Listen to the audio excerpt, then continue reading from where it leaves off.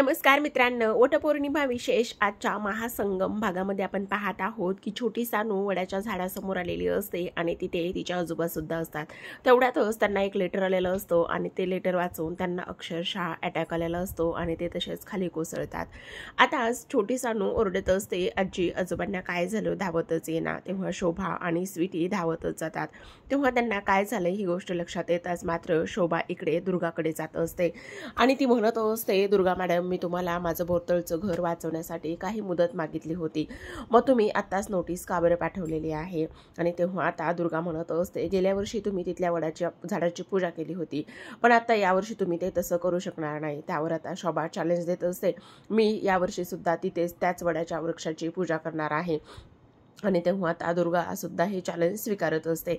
आता मात्र इकडे शोभा खूपच जास्त मोठ्या टेन्शनमध्ये असते। तेवढ्यात तिथे जोगदीन येते आणि तुझं सौभाग्य धोक्यात आहे। जर तू ह्या वडाच्या झाडाची 15 सुवासिनींना बोलावून जर पूजा केलीस तर तुझं सौभाग्य वाचू शकतं। आता मी ह्या 15 सुवासिनी आणू कुठून, असा प्रश्न आता शोभाला पडलेला असतो। तिला लगेचच तिच्या मैत्रिणीची म्हणजे सुलक्षणाची आठवण होते आणि सुलक्षणाला झालेला प्रकार सांगत असते, माझं सौभाग्य, माझं घर धोक्यात आहे, मला तुझी मदत हवी आहे। आणि त्याचबरोबर इथे मला तुझी मदत हवी असल्या कारणाने 15 सुवासिनींना त्या वडाच्या झाडाची पूजा करायची आहे। तेव्हा सुलक्षणा तिला वचन देते, तू काळजी करू नकोस, बाकी आता तू मला फोन केलास ना, तू निश्चिंत राहा। सुलक्षणा लगेचच इकडे जानकीकडे फोन करत असते, सुमित्राला। लगेचच सुमित्रा आणि त्याचबरोबर सुलक्षणांचा कॉल इकडे संगीताला जातो आणि संगीता म्हणत असते, ती खूप मोठ्या आणि श्रीमंत घरी दिलेली आहे सुलक्षणा, तिचा मला फोन आला होता आणि तिची मैत्रीण जी आहे तिच्या मैत्रिणीचं सौभाग्य धोक्यात आहे, त्यामुळे 15 सुवासिनींनी मिळूनच तिथे जाऊन वडाच्या झाडाची पूजा करायची आहे, तेव्हा तिचं सौभाग्य वाचू शकतं। तेव्हा कला म्हणत असते, कोण आहे ती? तर आता इकडे जीजी मंजिरीला सांगत असतात, माझी मैत्रीण आहे आणि तिच्यासाठी, तिच्या सौभाग्यासाठी तिथे तू जाशील का? त्यावर मंजिरी म्हणत असते, पण मी तिथे कशी जाऊ, मला माहिती तू विधवा आहेस, पण तू माझी मुलगी म्हणून तिथे जा आणि हे सगळं काही रक्षण कर। आता मात्र जानकीकडे सुमित्राने मागणी केलेली असते की जानकी, तू तिथे मदत करायला जाशील का? तेव्हा जानकी म्हणत असते, आई, तुम्ही माझ्याकडे आतापर्यंत कुठली गोष्ट मागितली आणि मी ती तुम्हाला दिली नाही, असं कधी होईल का? मी नक्की जाईल। तर इकडे संगीता सुद्धा कलाला समजावून सांगत असते, आणि कले, हे बघ, ते वडाचं झाड खूप पवित्र आहे, सौभाग्य खूप त्यामुळे कणखर होतं, त्यामुळे मला असं वाटतंय की तू तिथे जावंस। त्यावर कला म्हणत असते, हो आई, तू नको काळजी करूस, मी जाईल तिथे। आता इकडे दुसऱ्या बाजूला सुद्धा जीजी मंजिरी समोर सगळ्या काही गोष्टी सांगत असतात आणि मंजिरी, तू तिथे जावंस आणि त्याचबरोबर माझ्या मैत्रिणीच्या सौभाग्याचं रक्षण करावंस असं मला वाटत आहे। तेव्हा मंजिरी सुद्धा हो बोलत असते। तर आता इकडे जानकी म्हणत असते, आई, तुम्ही अजिबात काळजी करू नका, हे सगळं काही मिळून आपण सगळं व्यवस्थित करू, असं म्हणूनच आता तिला वचन दिलेलं असतं। तर आता कलाने सुद्धा इकडे संगीताला वचन दिलेलं असतं आणि प्रोत्साहन सुद्धा केलेलं असतं की आई, तू नको काळजी करू, जाईल मी। तेव्हा संगीता कलाला दोन्ही हातांनी तिला आशीर्वाद देत असते आणि माया करत असते, त्याचबरोबर कपाळावर किस करून तिला आशीर्वाद देत असते। इकडे सुद्धा जीजीनी मंजिरीला आशीर्वाद दिलेला असतो।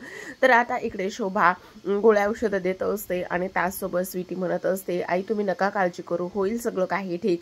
तर आता दुसऱ्या बाजूला दुर्गाच्या ऑफिसमध्ये जी काही आपली भाजी सून आहे ती तिथे जाऊन पोहोचलेली असते आणि ती सगळ्या काही अपडेट्स तिथे देण्याचं काम करत असते।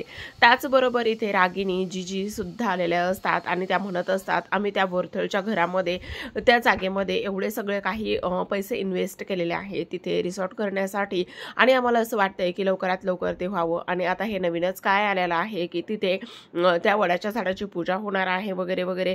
नाही, अजिबातच आम्हाला हे मान्य नाही आहे, जर ते रिसॉर्ट नाही झालं तर आम्ही आमचे पैसे माघारी घेणार नाही। त्यावर दुर्गा म्हणत असते, तुम्ही नका काळजी करू, मी तिला 24 तासाचा वेळ दिलेला आहे, त्या 24 तासात ती काय करते पाहायचं आहे। आणि आता 24 तासातले 2 तास तर उलटून गेलेले आहेत, तेव्हा मात्र अजिबातच ह्या सगळ्या गोष्टी होणं शक्य नाहीये। इकडे मात्र जानकीने सायलीला लगोलगच फोन केलेला असतो आणि झालेल्या परिस्थितीवर आपण मिळून त्यांना मदत करूया, तू काळजी करू नकोस, मी लगेचच येते। आणि अर्जुन सरांना सुद्धा सांगते, म्हणजे काही जर आपल्याला प्रॉब्लेम आला तर नक्की सगळं काही व्यवस्थित होईल। आता जानकीचं बोलणं ऐश्वर्याने ऐकलेलं असतं आणि ती बोलत असते, मी बरी तुला तिथे जाऊन पोहोचू देईल, बघ आता मी काय करते ते।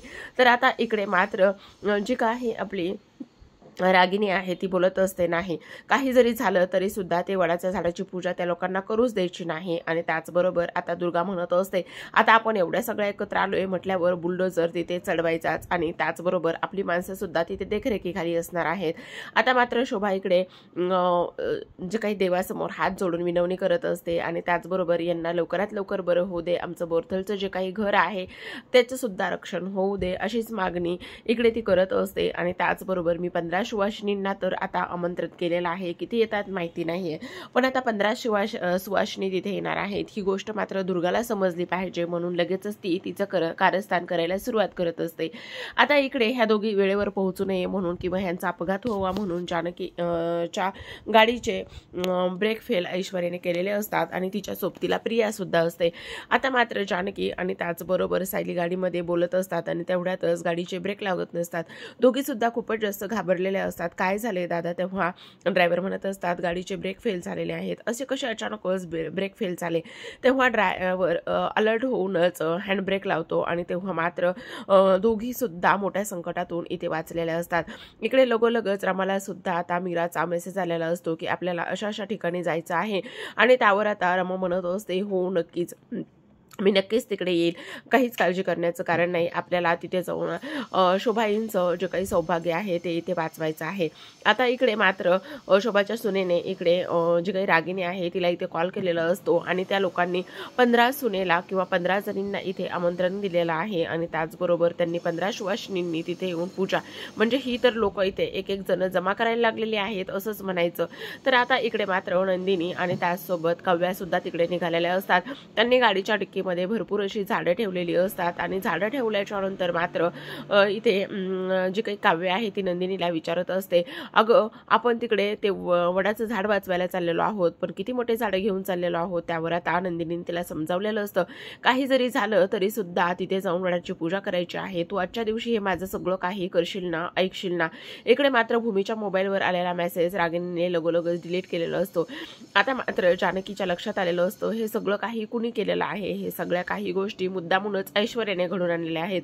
तेव्हा जानकी म्हणत असते, म्हणजे तिला हे सगळं काही माहिती आहे. तर त्यावर जानकी म्हणत असते, हो पण आता आपल्याला काही करून बोरथळला जाऊन पोहोचलंच पाहिजे. तेव्हा येणाऱ्या टेम्पोला ते हात करत असतात, दादा आम्हाला बोरथळला जायचं आहे, इथे बस स्टँड आहे का? तेव्हा ते सांगतात, मीच बोरथळला चाललोय, चला तुम्ही माझ्या बरोबर.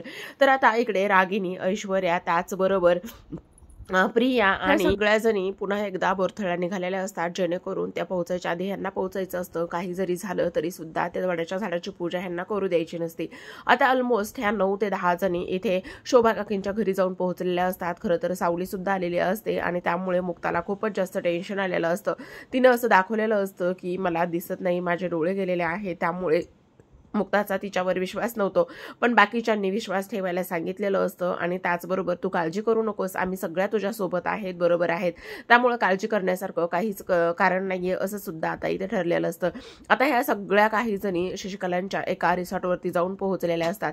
आता खरं तर दूध नसतं म्हणून ह्या दोघी जणी दूध आणायला निघालेल्या असतात, पण आता मुद्दामूनच स्वीटी म्हणत असते, ठीक आहे तुम्ही दूध घेऊन या, पण आता ह्यांना दोघींना बाहेर जाऊ द्यायचं नसतं, कारण इथे सावलीनं कोकम आणलेलं असतं आणि त्यामध्ये गुंगीचं औषध तिनं मिक्स करून आणलेलं असतं आणि ती बोलत असते, सगळ्यांना चहा देण्याऐवजी हे सरबत देऊया जेणेकरून तुमचा वेळ सुद्धा वाचेल. आता मात्र ह्या सगळ्या आलेल्या आहेत, त्यांना बेशुद्ध करण्याचं ह्यांचं काम असतं, पण ऑलरेडी दोघी जणी बाहेर गेलेल्या असतात आणि खरं पाहायचं म्हणजे तर मुक्ताला सावलीवरती पूर्ण संशय असतो आणि सावली काही करू शकते, कुठल्याही थराला जाऊ शकते. आता सायली आणि जानकी बाहेर गेलेल्या असताना तिथे त्यांना गुंडांनी अडवलेलं असतं आणि तेव्हाच मात्र सायली अलर्ट होते आणि हातामध्ये जी काही दुधाची पिशवी असते ती दुधाची पिशवी एका गुंडाच्या तोंडावर मारते, पण लगेचच त्या तिथून पळ काढतात. तर समोरून पुन्हा 2 गुंड आलेले असतात आणि त्यांना अडवण्याचं आणि तुम्ही इथे कशाला आलेला आहात, इथे राहायचं नाही, जायचं इथून लगेचच ह्या बोरथळमधून असं सांगत असतात. इकडे मात्र कला आणि त्याचबरोबर इथे मुक्ता अजिबात ते सरबत पित नाहीत आणि त्याबरोबर कला म्हणत असते, नाही माझा घसा खवखवतो, मी चहाच पिईल त्या दोघींबरोबर आणि आतापर्यंत ह्या दोघी कशा आल्या नाही असं म्हणून आम्ही त्यांना शोधायला जातो, बघायला जातो म्हणून त्या सुद्धा दोघी बाहेर पडलेल्या असतात. त्या दोघी गेल्याच्या नंतर ह्यांना सगळ्यांना सरबत देण्यात येतं. थोडं थोडं सरबत घेतल्याच्या नंतर यांना मात्र गुंगी यायला सुरुवात होत असते आणि ह्या सगळ्या सुद्धा ज्या सरबत पेलेल्या असतात त्या तशाच तिथे बेशुद्ध व्हायला सुरुवात होत असते. आता मात्र त्या दोघीवर आलेलं संकट, इकडे जी काही आपली डॅशिंग कावेरी आहे तिची तिची एंट्री होते आणि तिने मात्र खूप ती काठी खेळाडू आहे, काठी तिला व्यवस्थित चालवता येते कावेरीला, आणि तिने मात्र त्या गुंडांचा फडशा पाडलेला असतो आणि त्या गुंडांना धमकावून आणि त्याचबरोबर त्यांना सळो की पळो करून सोडून जानकी आणि त्याचबरोबर ऐश्वर्याला इथे वाचवलेलं असतं. तर प्रेक्षकांनो, हा महासंगम खूपच असा इंटरेस्टिंग होणार आहे. हा झाला एक भाग आणि याचा पार्ट दुसरा लवकरच तुम्हाला देणार आहे, त्यामुळे कंटिन्यू करा. कसा वाटलाय पार्ट? मस्त ना? तर चला मग छान कमेंट सुद्धा करा. आता सायली आणि त्याचबरोबर कावेरी आणि ऐश्वर्या, त्याचबरोबर त्या दोघी सुद्धा म्हणजे अशा 5 जणी सेफ असतात.